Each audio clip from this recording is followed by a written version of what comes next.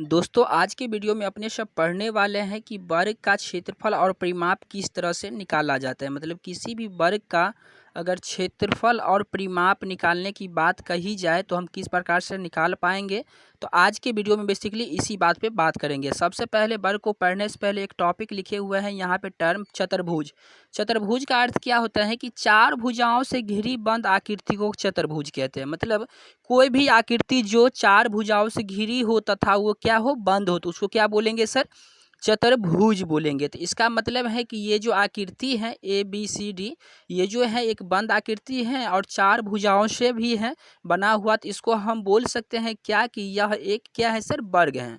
अब वर्ग की अगर हम प्रॉपर्टीज की बात कर ले, मतलब वर्ग की गुण की बात कर ले, कैसे पहचानेंगे कोई भी आकृति वर्ग है? इसकी चारों भुजाएं जो होती है ना आपस में बराबर होती हैं। मतलब वर्ग का जो प्रत्येक भुजा होती है क्या होते हैं सर? आपस में बराबर होता है। दूसरा जो प्रॉपर्टीज होता है वो होता है सर कि वर्ग का प्रत्येक कोण जो है ना 90 डिग्री का होता है, मतलब समकोण होता है। किसी भी वर्ग का प्रत्येक कोण कितना डिग्री का होता है सर? 90 डिग्री का होता है। तो यहाँ पे देखिए 90 डिग्री का है और इसका भुजा भी क्या है? आपस में बराबर है। मतलब यह हम कह सकते हैं कि आकृति ए बी सी जो है ना, ए बी सी डी क्या है सर? एक वर्ग है, क्योंकि इसका प्रत्येक भुजा 90 डिग्री का है और चारों भुजाओं आपस में क्या है सर? बराबर है। तो इसको हम बोल सकते हैं क्या कि यह एक वर्ग है। मतलब देखते हैं इधर भी 5 सेंटीमीटर तो इधर भी 5 सेंटीमीटर है। अब इस वर्ग को हमको बोल दिया जाए कि क्षेत्रफल निकालिए और परिमाप निकालिए। देखते हैं ना 90 डिग्री है, मतलब समकोण है। अगर परिमाप निकालिए और क्षेत्रफल निकालिए तो हम उसको किस प्रकार से निकालेंगे? तो सबसे पहले यहाँ पे हम क्या कर लेते हैं सर? एक फार्मूला जो इसमें दूगो लिखे हुए हैं वर्ग का, उसको हम इधर आके देख लेते हैं कि दूगो फार्मूला वर्ग का क्या होता है, जिससे हम किसी भी वर्ग का परिमाप और क्षेत्रफल निकाल पाएंगे। तो यहाँ पे फार्मूला हम लिखे हुए हैं। क्या है? पहला फार्मूला है सर वर्ग का परिमाप क्या होता है और दूसरा क्या है सर? वर्ग का क्षेत्रफल क्या होता है। तो सबसे पहले देख लेते हैं कि वर्ग का परिमाप क्या होता है। तो 4 गुने 1 भुजा, मतलब 4 गुने 1 भुजा क्या होता है सर? वर्ग का परिमाप होता है। ये फार्मूला हो गया 4 गुने। उसके बाद हम समझ लेते हैं कि परिमाप बराबर होता है परिमिति। एक चीज़ हमेशा कन्फ्यूजन दूर कर लीजिए, परिमाप और परिमिति दोनों एक ही बात होते हैं। कुछ बच्चे इसमें फंस जाते हैं, बोलते हैं सर तो परिमाप का फार्मूला दिया था लेकिन यहाँ पे हमसे पूछ रहा है परिमिति, मतलब वर्ग का परिमिति निकाले। तो वहाँ पे कन्फ्यूजन बिल्कुल भी नहीं होना है। परिमाप और परिमिति दोनों एक ही बात होता है। दूसरा फार्मूला यहाँ पे लिखे हुए हैं सर कि वर्ग का क्षेत्रफल क्या होता है। तो वर्ग का क्षेत्रफल होता है सर भुजा का स्क्वायर।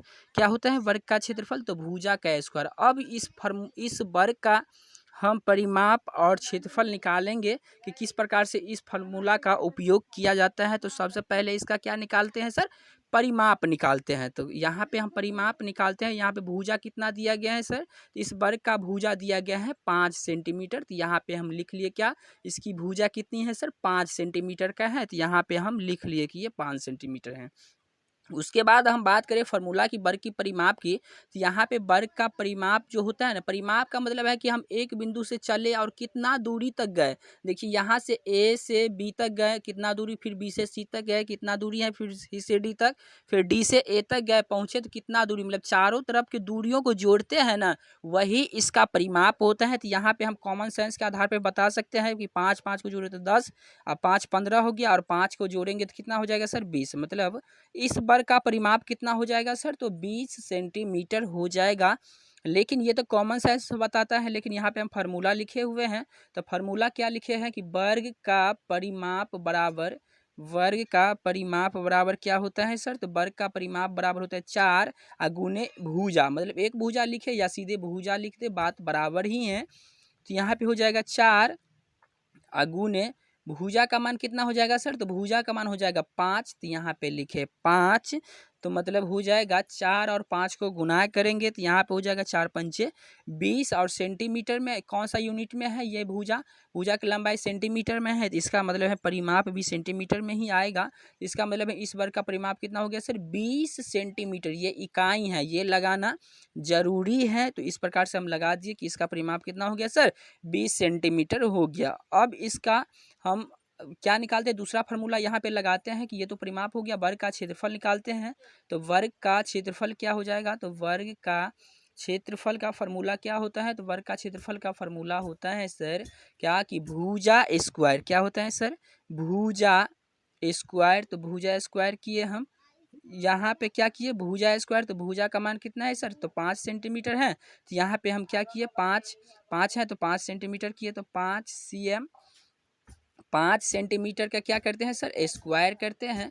स्क्वायर का मतलब है कि वो 2 बार लिखा गया होता है। तो मतलब यहाँ पे हम लिखे तो 5 सेंटीमीटर अगुने क्या लिखते हैं सर? 5 सेंटीमीटर लिखते हैं। तो यहाँ पे हो जाएगा 5 और 5 को गुना करेंगे तो क्या हो जाएगा सर? 5 ये 25 हो जाएगा। कितना हो जाएगा सर? 25 हो गया।